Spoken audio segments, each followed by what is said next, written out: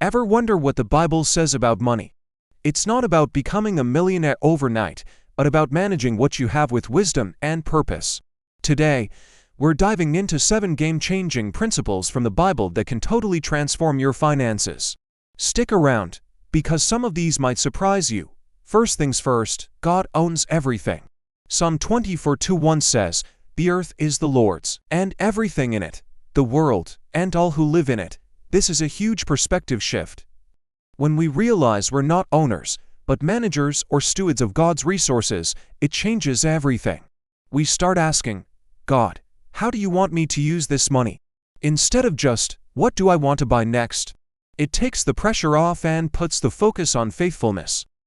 Think of it like being the manager of a fancy store. You don't own the inventory, but you're responsible for making sure it's handled well. That's us with our finances. Next up, the T word, tithing. Now, this can be a touchy subject, but let's break it down.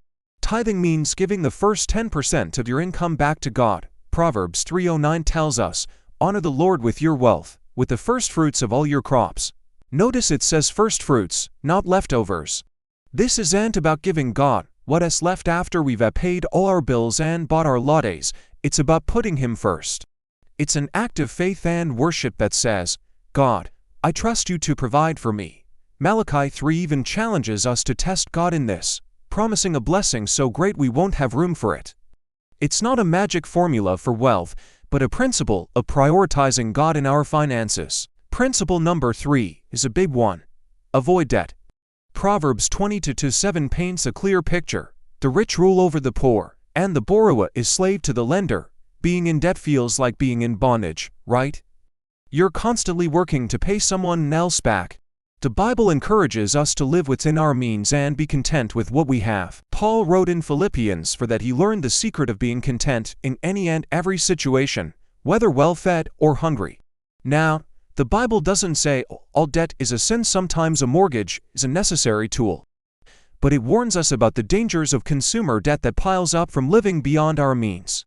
The goal is freedom, and getting out of debt is a huge step toward financial freedom. So, how do we avoid debt? That brings us to our 4th principle: work hard and be diligent. The book of Proverbs is packed with wisdom on this. Proverbs 14:23 says, "All hard work brings a profit, but mere talk leads only to poverty." It's pretty straightforward. God designed us to work. It gives us purpose, and it's the primary way we provide for ourselves and our families. But it's not just about showing up, it's about diligence. Proverbs 21:5 says, "The plans of the diligent lead to profit as surely as haste leads to poverty." This means we need to be thoughtful, skilled, and excellent in what we do. Don't just punch the clock. Take pride in your work as if you were working for God Himself, because Colossians 3 says we are. Okay, we're working hard, we're making money. What's next? Principle 5. Save and invest wisely. Remember the story of Joseph in Egypt. He interpreted Pharaoh's dream about 7 years of abundance followed by 7 years of famine. What was his advice? Save up during the good years. Genesis 41 shows us how Joseph stored up grain, and it saved the entire nation. Proverbs 21:20 says, "The wise store up choice food and olive oil, but fools gulp theirs down." Saving isn't about hoarding, it's about preparing for the future. It's for emergencies, for long-term goals like retirement, or for big opportunities God might bring your way. Saving gives you options and security. Don't just spend everything you make. Pay yourself first by putting a portion of every paycheck into savings. Let's move on to number 6, which might be my favorite: be generous. This seems counterintuitive, right? How does giving money away help your finances? But the Bible is clear that we are blessed to be a blessing. Proverbs 11:25 says, "A generous person will prosper. Whoever refreshes others will be refreshed." Luke 6:38 tells us to give, and it will be given to you. A good measure, pressed down, shaken together and running over, will be poured into your lap.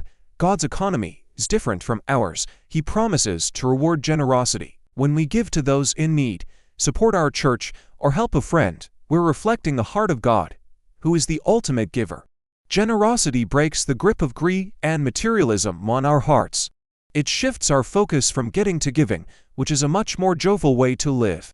Finally, our 7th principle: seek wise counsel. You don't have to figure this all out on your own. Proverbs 15:22 says, "Plans fail for lack of counsel, but with many advisors they succeed." When it comes to your money, it's so important to get advice from people you trust who have a good track record.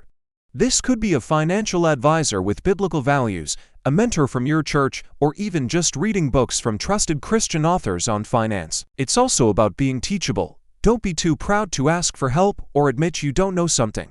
Talking about money can be taboo, but finding a safe community to discuss financial goals and struggles can be incredibly helpful and keep you accountable. So, let's do a quick recap. 1. God owns it all.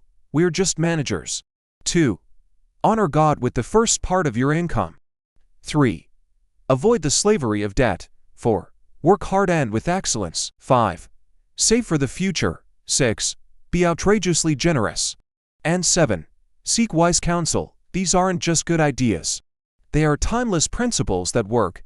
They're not about getting rich quick, but about building a solid financial foundation on principles of faith, wisdom, and trust in God. It's a journey, not a destination. You might not get it all right overnight, and that's okay. Take one area to focus on this week. Maybe it's creating a budget to see where your money is going. Maybe it's setting up an automatic transfer to your savings account. Or maybe it's making that first step toward generosity. Small, consistent steps lead to big changes over time. Managing money God's way brings peace and freedom that money itself can never buy. It's about aligning our finances with our faith and using our resources to honor God and bless others. Thanks so much for watching. I hope this was helpful for you. If it was, give this video a thumbs up and hit that subscribe button so you don't miss our next one. I'd love to hear from you in the comments which one of these principles stood out to you the most. See you in the next video.